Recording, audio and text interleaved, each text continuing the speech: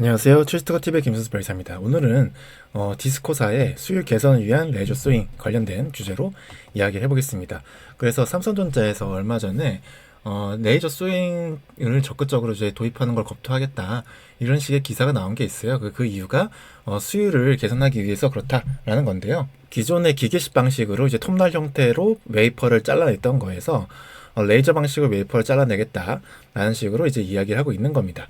그래서 국내의 이오테크니스사도 채택 가능성이 있는데 일본 디스크사 공급이 유력하다, 뭐 이런 식의 기사가 나온 게 있었습니다. 기존의 다잉식 공정 같은 경우에는 블레이드 장비가 이제 기계식이었던 거를 레이저 스윙 형태로 바꾸겠다라는 거고, 그 레이저 스윙 형태도 스텔스 다이싱 방식으로 바꾸겠다라고 이렇게 적혀 있네요. 그래서 스텔스 다이싱 방식 같은 경우에는 디스코 장비가 유력하고, 그리고 디스코는 일본의 그 하마마츠 포토닉스라는 데랑 협약을 해가지고 이쪽에서 레이저 장비를 이제 독점적으로 납품받고 있다라는 식의 이야기가 있습니다. 근데 이제 레이저 방식에는 이제 두 가지의 방식이 있는데, 레이저를 표면부터 절삭하는 방법이나 아니면 스텔스 다이싱으로 안쪽부터 절삭하는 방법도 있고요. 근데 아무래도 이게 스텔스 다이싱으로 웨이퍼의 안쪽부터 절삭을 하면은 부스러기 같은 분진들이 잘 안 생겨나기 때문에 오염이 줄어들기 때문에 수율을 높일 수가 있을 거고요. 그래서 현재 레이저 방식으로 이제 말이 나오고 있는 것들을 보면은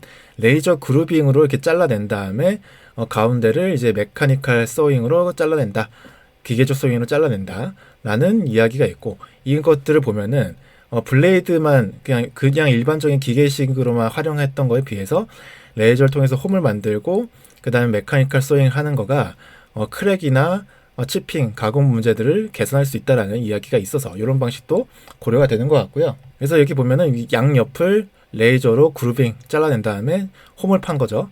홈을 판 다음에 가운데다가 이제 블레이드를 넣는 방식이 이제 둘을 조합한 하이브리드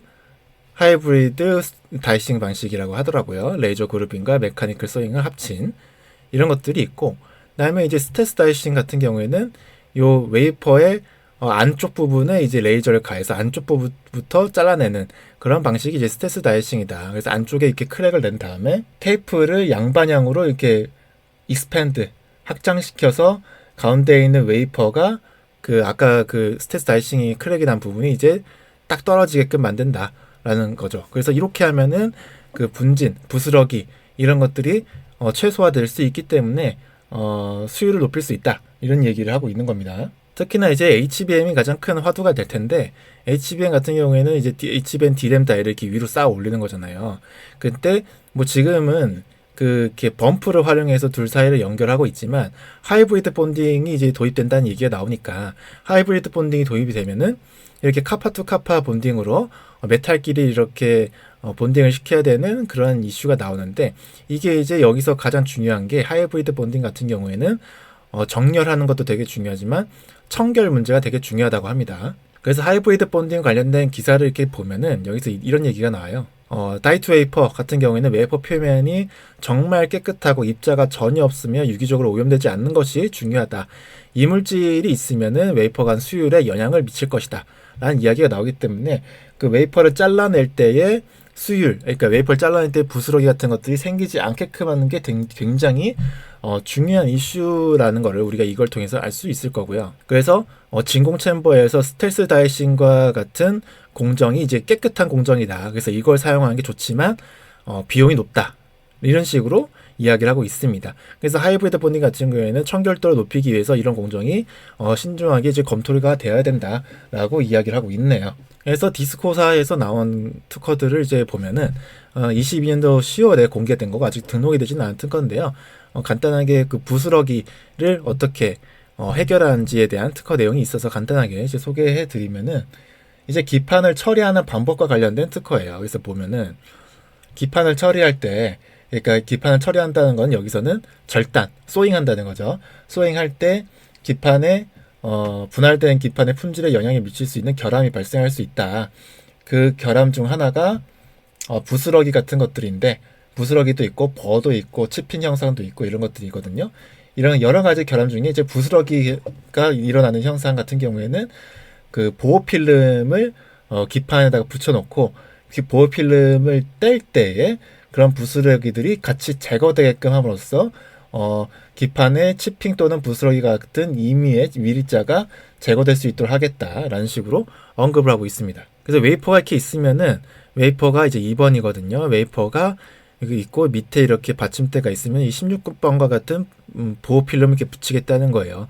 보호 필름 붙인 다음에 그 다음에 레이저 빔, 스텔스 레이저 수단에 의해서 웨이퍼에 조사되는 레이저 빔을 조사한다라고 돼 있고, 그래서 스텔스 다이싱을 한다는 거죠. 스텔스를 다이싱을 해서 이렇게 레이저 조사 수단을 이쪽에 투과해가지고 이렇게 크랙을 내겠다라는 거예요. 여기 보호 필름이 붙어져 있는 상태에서 스텔스 다이싱을 한 다음에 웨이퍼에 그 검사를 한다는 겁니다. 결함에 대해서. 그러니까 뭐 그 치핑 크랙이 일어났다든지 치핑이나 부스러기가 있는 것들을 이제 측정하기 위해서 검사를 한다.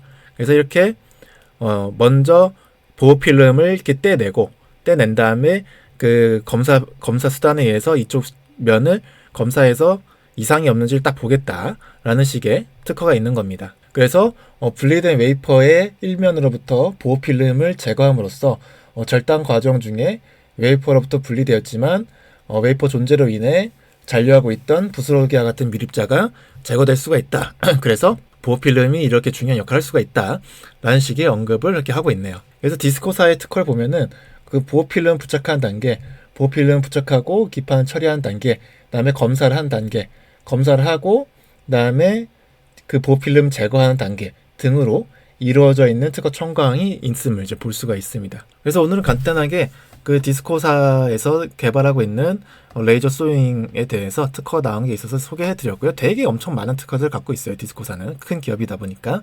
그래서 모든 특허를 소개해 드릴 수 없어서 간단하게 부스러기와 관련된, 부스러기를 어떻게 제거할 것인가 관련된 특허를 소개해 드렸고, 특히 이런 것들이 차세대 하이브리드 본딩과 관련되어 있는 기술인 것 같아서 그거가 연관지어서 좀 설명을 드렸습니다. 오늘 영상이 마음에 드셨다면 구독과 좋아요 부탁드리겠습니다. 감사합니다.